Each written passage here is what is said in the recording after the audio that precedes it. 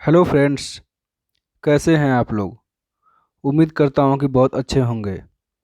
Study with Manish channel पर आप सभी का एक बार फिर से स्वागत करता हूं। तो दोस्तों, आज हम लोग इस वीडियो में भारतीय इतिहास का अध्ययन करेंगे। क्योंकि आप लोगों को यह विदित है कि भारतीय इतिहास का सिलेबस बहुत लंबा है।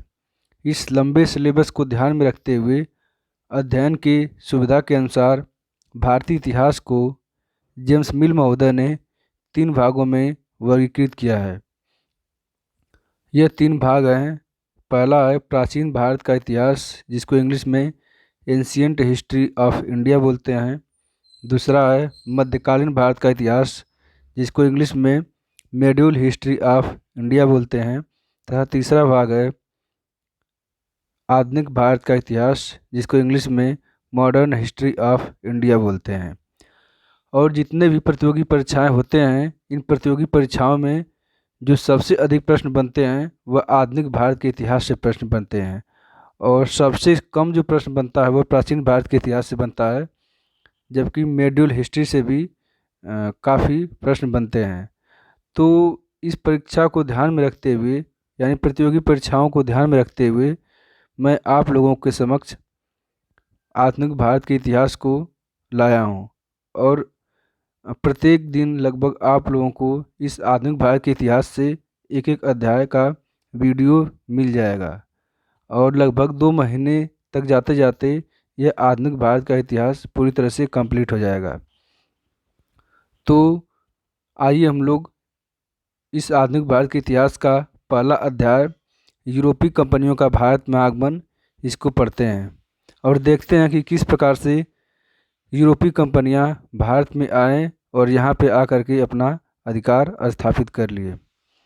लेकिन इस चैप्टर को शुरू करने से पहले थोड़ा सा हम लोग प्राचीन भारत पे जाते हैं और एक नज़र उधर डालते हैं कि किस प्रकार से तत्कालीन समय में विदेशी आक्रमणकारियों का भारत में आगमन हुआ। तो आप लोगों को यह विदित है कि हमारा भारत देश प्राचीन काल से ही विदेशी आक्रमणकारियों के द्वारा गुलाम बनाया गया। जैसे सिंधु घाटी सभ्यता, जो कि प्राचीन समय में विश्व की सबसे विकसित सभ्यता थी। उस समय इस सभ्यता में आर्यों का भारत में आगमन होता है और आर्य भारत में आकर के इस सिंधुवासियों को, द्रविड़ों को अपने अधिकार में ले लेते हैं और यहाँ के जितने भी उत्पादन की वस्तुएं थी उन सभी पे अपना अधिकार स्थापित कर लेते हैं और यहाँ के रह रहे लोगों को गुलाम बना लेते हैं। और इसी के परिणाम स्वरूप एक वैदिक सभ्यता का उदय होता है। उसके बाद आगे चल के देखते हैं हम लोग कि सिकंदर महान एक विदेशी आक्रमणकारी था, उसका भी आगमन होता है। लेकिन उसको चंद्रगुप्त मौर्य के द्वारा उसको जो है यहाँ से वापस कर दिया जाता है। फिर मध्यकालीन भारत में हम लोग देखेंगे कि किस प्रकार से अरबों का आक्रमण होता है और अरबवासी यहाँ पे कितने सालों तक अपना राज स्थापित करते हैं। फिर उसके बाद मुग़ल वंश का स्थापना होता है और मुग़ल भी यहाँ पे लंबे समय तक अपना अधिकार स्थापित किए रहते हैं तथा अंत में ये यूरोपीय कंपनियाँ भारत में आती हैं। तो क्या ये जो यूरोपीय कंपनियां भारत में आई, इससे पहले भारत का किसी अन्य देश से व्यापार होता था कि नहीं होता था? तो यूरोपीय कंपनियों के आगमन से पूर्व भी जो भारत का व्यापार होता था वह अरब वासियों से, ईरानियों से इसका व्यापार होता था। उस समय 15वीं सदी में जो एशियाई हिस्से थे उस पर अरब वासियों का अधिकार था, जबकि जो यूरोपीय हिस्से थे इस यूरोपीय हिस्सों पर इटली वासियों का एकाधिकार था। यानी यहाँ से सिर्फ और सिर्फ यही लोग व्यापार कर सकते थे, अन्य देश इस पे से व्यापार नहीं कर सकते थे। और इन देशों को प्राचीन समय में व्यापार करने के लिए जो मार्ग होता था वह स्थल मार्ग और समुद्र मार्ग, इन दोनों से होकर के गुजरना पड़ता था। जैसे अगर भारत से कोई सामान का आयात निर्यात हो रहा है तो उसको भारत, पाकिस्तान, अफ़गानिस्तान, इराक, ईरान, तुर्की, जिसको वर्तमान में टर्की बोलते हैं, कुस्तुनतुनिया, जिसको इस समय इस्तांबुल के नाम से जाना जाता है, यूरोप, इन सभी देशों से होते हुए स्थल मार्ग और जल मार्ग को पार करके आवागमन होता था, यानी आयात निर्यात इन्हीं मार्गों से होता था। और यूरोप में प्रवेश करने से पहले अम, जो व्यापारी थे उनको कुस्तुनतुनिया से होकर के गुजरना पड़ता था। और यह यूरोप और टर्की के बीच में एक सागर था जिसको काला सागर के नाम से जाना गया। और यहीं पे इसके दक्षिणी साइड में एक मरमरा सागर था। और इन दोनों के बीच में बास्पोरस की जल संधि थी। इसी के माध्यम से नाव के माध्यम से जो है सामानों का, जो भी विदेशी सामान होते थे उनका आदान प्रदान किया जाता था। और इस व्यापार में खास करके जो मसाले का व्यापार था, इसका व्यापार अत्यधिक किया जाता था, क्योंकि जो यूरोपवासी हैं वहाँ पे सर्दी अत्यधिक पड़ती है। और वहाँ के लोग जो अत्यधिक सेवन करते हैं वो मांस का सेवन करते हैं। तो चूँकि जो मांस होता है, मांस को लंबे समय तक बचाए रखने के लिए, उसको प्रिजर्व करने के लिए, संरक्षण प्रदान करने के लिए जब मांस पे मसाले का लेप लगा दिया जाता था तो वह मांस काफ़ी दिनों तक बिना सड़े वह ऐसे ही बचा रहता था। यानी काफ़ी दिनों तक वह ऐसे ही पड़ा रहता था और उसको लंबे समय तक उसका उपयोग किया जा सकता था। यही रीज़न है कि भारत से मसाले का व्यापार अत्यधिक प्रचलित था। और यहाँ का जो मसाला, जो काली मिर्च है, वह यूरोपवासी अपने यहाँ ले जा करके 60 गुने दाम में बेचते थे। यानी भारत के मसाले का वह लोग 60% लाभ जो है प्राप्त करके अपने यूरोप में उसका व्यापार करते थे। तो हम लोगों ने यह जाना कि किस प्रकार से प्राचीन समय में भी स्थल मार्ग और समुद्र मार्ग दोनों होते हुए लोग व्यापार किया करते थे। लेकिन 1453 में एक घटना घटित हुई और उस 1453 की घटना ने ही विदेशी जो व्यापारी थे उनको समुद्रिक मार्ग का खोज करने के लिए मजबूर कर दिया। 1453 में उस्मानिया ने कुस्तुनतुनिया पर अपना अधिकार स्थापित कर लिया, यानी एकाधिकार कर लिया। और जब कुस्तुनतुनिया ने उस्मानिया पे अपना अधिकार स्थापित कर लिया, उस्मानिया ने कुस्तुनतुनिया पर अपना अधिकार स्थापित कर लिया, तो वह जो है उस्मानिया उस स्थल का जो क्षेत्र था वो उसको जो है अपने क्षेत्र में ले लिया और उस रास्ते से किसी भी व्यापारी को गुजरने नहीं देता था। अगर कोई व्यापारी जाना भी चाहता था तो उस्मानिया ने इतना उस पर कर लगा दिया कि वह उस कर को पे न कर पाए और वह स्वयं उस रास्ते को छोड़ दे। और इस प्रकार से यूरोपवासियों का जो व्यापार था वह धीरे धीरे अवरुद्ध हो गया, पूरी तरह से एकदम शिथिल पड़ गया। और उस्मानिया जो है व्यापार पर अपना एकाधिकार स्थापित कर लिया। यह जो कुस्तुनतुनिया है, वर्तमान में इसको इस्तांबुल के नाम से जानते हैं। और जब किसी भी व्यक्ति को यूरोप में पहुंचना होता था तो इस यूरोप से पहले ही ये कुस्तुनतुनिया पड़ता था। इस कुस्तुनतुनिया से होते हुए ही यूरोप पहुंचा जा सकता था।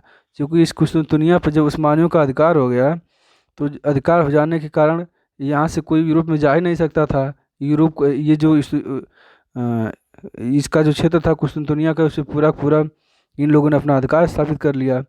तो यूरोपवासियों के समक्ष बस एक ही विकल्प बचा था कि अब यूरोपवासी कोई दूसरा मार्ग ढूंढें जिससे वह भारत से काली मिर्च या फिर मसालों का अपना आयात निर्यात करें, तभी जो है उन लोगों का व्यापार आगे बढ़ सकता है।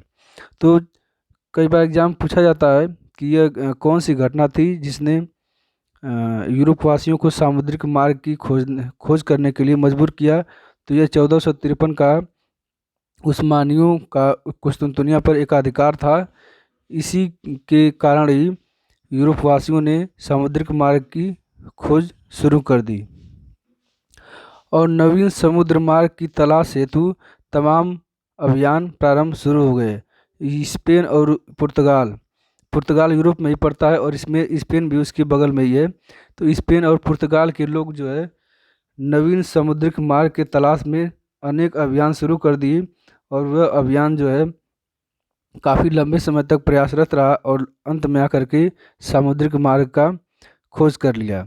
और यहाँ पे अभी ध्यान देने वाली बात है कि यूरोपवासी क्यों जो है सामुद्रिक मार्ग के लिए इतना परेशान हुए। तो उन लोगों को जो है मसाले का व्यापार करना था और वहाँ पे मांस का अत्यधिक सेवन होता है, उसको मांस को संरक्षण प्रदान करने के लिए ही यह व्यापारिक मार्ग खोजना अति आवश्यक था।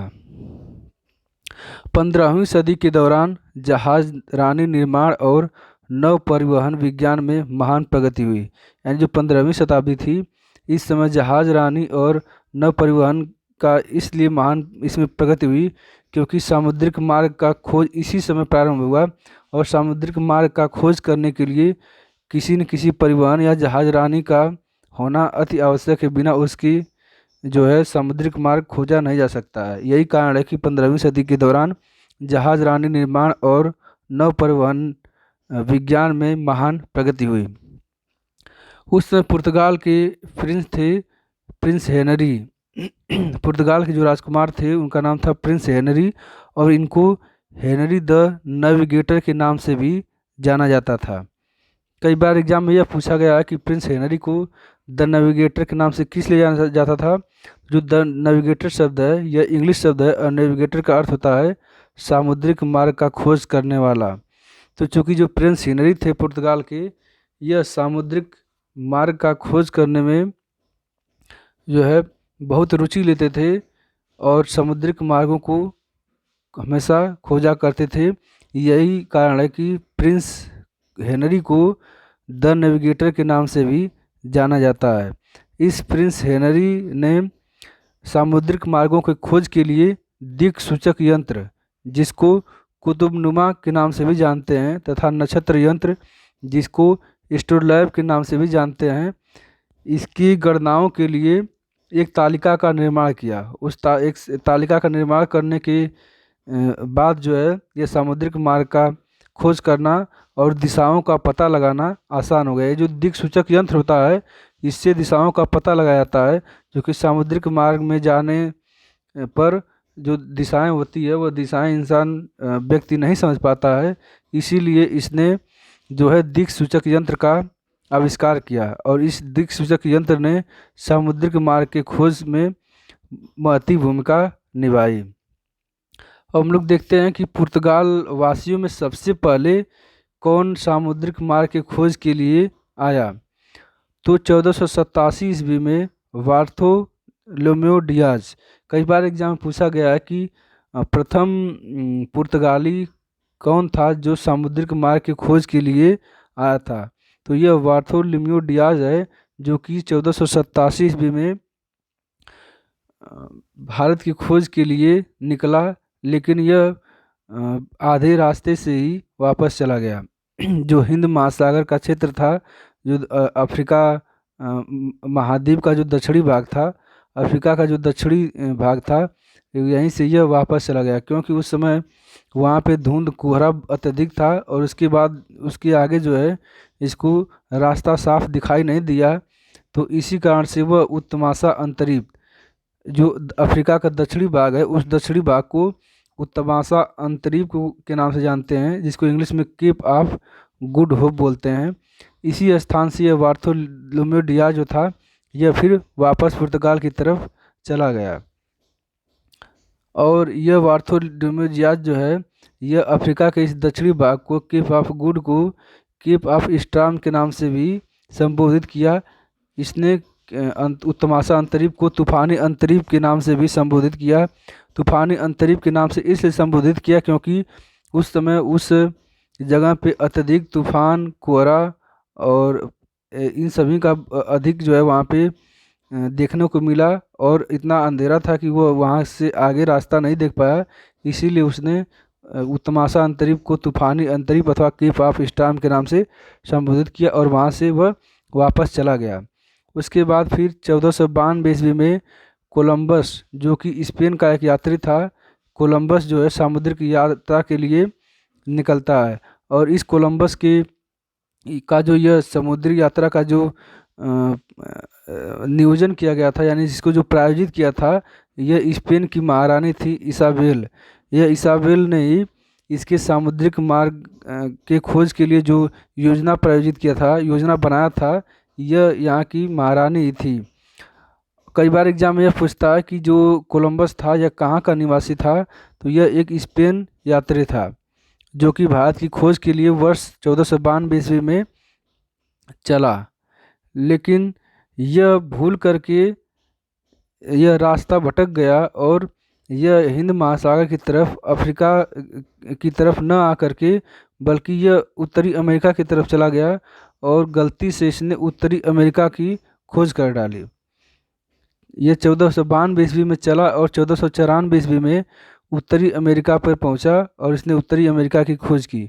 कई बार एग्जाम पूछा जाता है कि अमेरिका की खोज किसने किया है, तो अमेरिका की खोज यही कोलंबस ने किया है।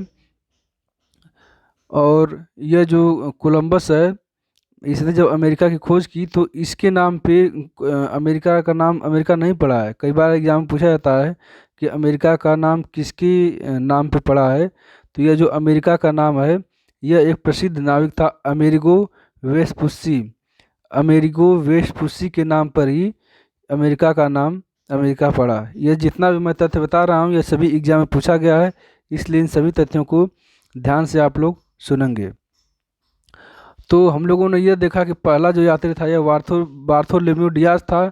यह अफ्रीका के दक्षिणी तट पर आकर के उत्तमाशा अंतरिक्ष के बाद यह वापस चला गया। फिर उसके बाद 1492 ईस्वी में स्पेन की महारानी इसाबेल के निर्देश के अनुसार कोलंबस, जो कि स्पेन का यात्री था, यह यात्रा की शुरुआत करता है और 1494 में यह गलती से अमेरिका की खोज कर बैठता है, अमेरिका की तरफ चला जाता है और अमेरिका अस्तित्व में आता है। उसके बाद फिर जो सबसे प्रसिद्ध जो यात्री था वह था वास्को डिगामा। तो यूरोपवासियों में सर्वप्रथम पुर्तगाली भारत आए। कई बार एग्जाम में यह पूछा जाता है कि यूरोपवासियों में सबसे पहले कौन भारत आए, तो यह पुर्तगाली थे जो कि भारत में सबसे पहले आए। कोलंबस के बाद जो यात्रा का शुरुआत करता है वह शुरुआत करता है वास्को डिगामा। यह जो वास्को डिगामा है यह 17 मई 1457 नहीं यह जो 1497 ईस्वी में अपने यात्रा प्रारंभ करता है और यहाँ अफ्रीका महाद्वीप तक यह आता है, यानी जो केप ऑफ गुड है यहाँ तक यह अकेले आता है। उसके बाद यहीं पे एक गुजराती पथ प्रदर्शक मिल जाता है जिसका नाम था अब्दुल मनिक। यह अब्दुल मनिक चूँकि वहाँ पे रहता था तो उसके मार्गों का, वहाँ के मार्गों का इसको जानकारी थी, इसलिए पथ प्रदर्शक के रूप में वास्को डिगामा के साथ आ जाता है और वास्को डिगामा इसी के निर्देशों के अनुसार जो है भारत तक की यात्रा प्रारंभ करता है। तो यह वास्को डिगामा 1497 से वहाँ से चला यूरोप से, पुर्तगाल से, और 17 मई 1498 ईस्वी को ये जो डेट है ये कई बार पूछा गया एग्जाम में। 17 मई 1498 ईस्वी को जो मालाबार तट है, मालाबार तट, इस मालाबार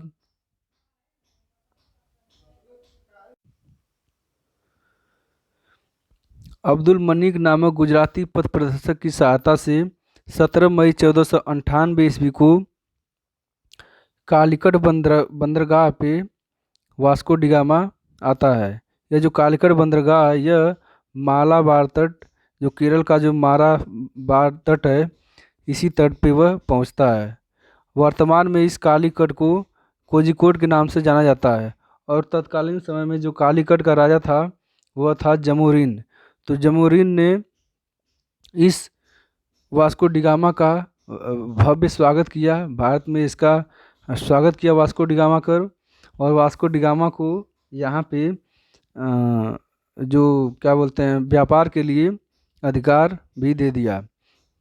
वास्को डिगामा के द्वारा यह जो सामुद्रिक जितना भी क्षेत्र था, जितने भी क्षेत्र पे इन लोगों ने अधिकार स्थापित किया था, उस क्षेत्र को एस्तादो डे इंडिया के नाम से संबोधित किया गया।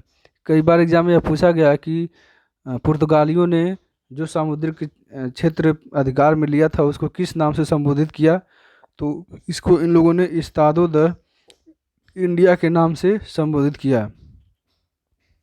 यह जो एस्तादो द इंडिया है यह हिंद महासागर का जो विजित क्षेत्र था, इस क्षेत्र को कहा जाता है। उसके बाद कई बार एग्जाम में यह पूछता है कि जो भारत का खोज किया वह किसने किया? तो जो भारत का खोज करता है वह वास्को डिगामा है। वास्को डिगामा फिर इसके बाद वापस चला जाता है यूरोप, और वहाँ पे पुर्तगाल जाकर के यहाँ के पूरे सामुद्रिक मार्ग की जो दिशाएं हैं वहाँ पे जाके पूरा बताता है कि कैसे कालीकट तक पहुँचा जा सकता है। उसके बाद जो दूसरा पुर्तगाली यात्री आता है उसका नाम है पेड्रो अल्वारेज कैब्रल। एग्जाम में पूछा गया है कि दूसरा पुर्तगाली यात्री कौन था जो भारत की यात्रा पर आया, तो यह पेड्रो अल्वारेज कैब्रल था, जो कि 1500 ईस्वी में भारत की यात्रा किया। उसके बाद 1502 ईस्वी में वास्को डी गामा दूसरी बार भारत आता है, और 1503 ईस्वी में जब यह पहुंचता है तो 1503 में कोचिन कोचिन नामक स्थान पर इसने पुर्तगालियों का पहली फैक्ट्री अथवा पहली कोठी स्थापित करता है। कई बार एग्जाम में यह पूछा गया है कि पुर्तगालियों के द्वारा स्थापित पहली कोठी कहाँ थी, तो यह कोचिन था। कोचिन पर ही पुर्तगालियों ने अपना पहला जो फैक्ट्री था, पहली जो कोठी थी वह स्थापित किया। फिर उसके बाद इन लोगों ने जो दूसरी कोठी बनाई वह था कुन्नूर, जिसको कन्नौर भी कहते हैं। यह दूसरी फैक्ट्री थी।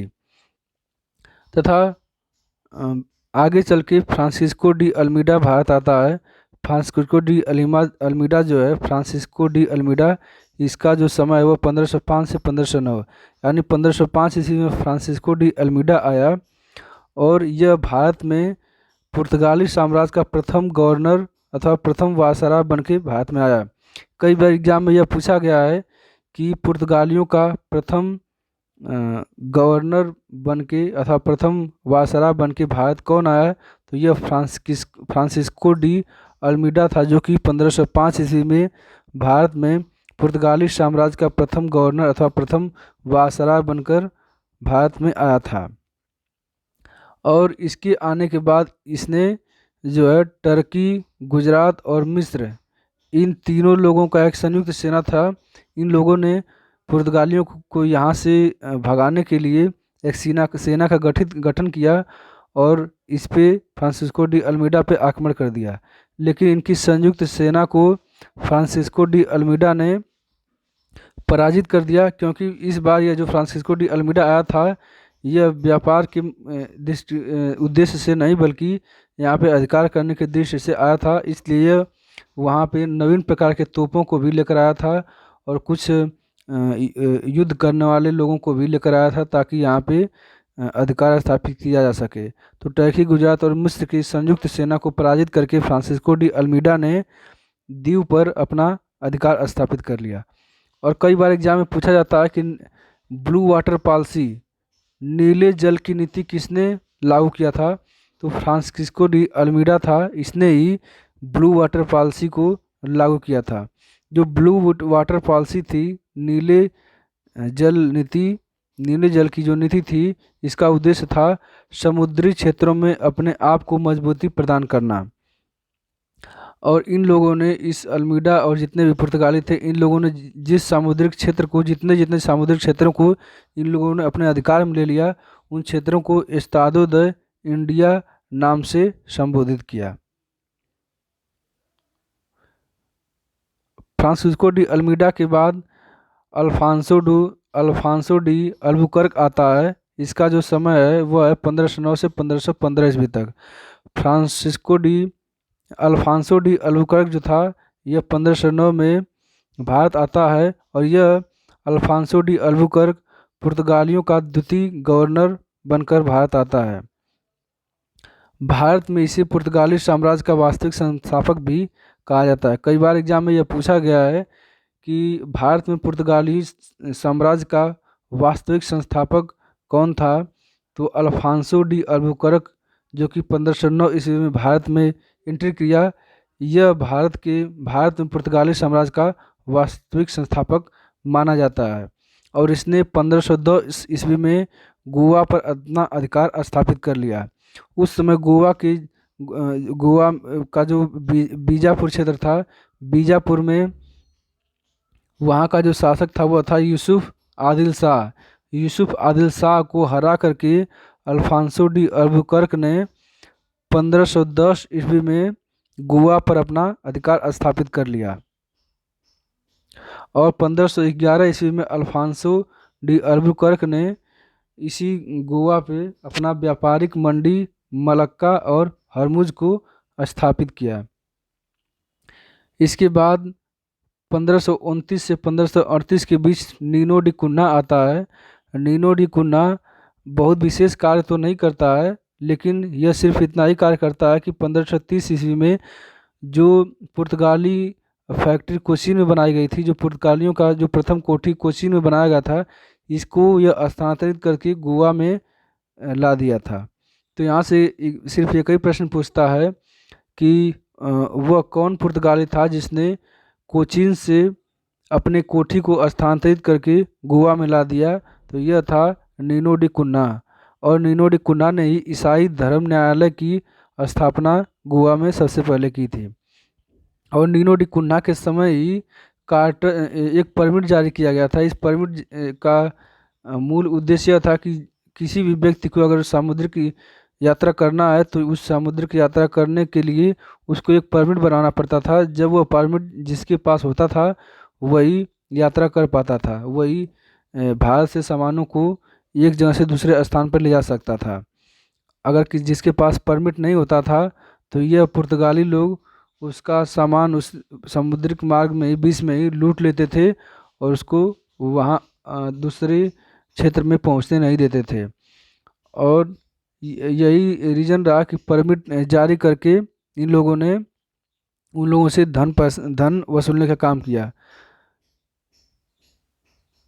अब पुर्तगाल से संबंधित कुछ महत्वपूर्ण तथ्यों को देख लेते हैं। पुर्तगालियों का कई बार एग्जाम पूछा जाता है कि तंबाकू की जो खेती होती है वो किसकी देन है।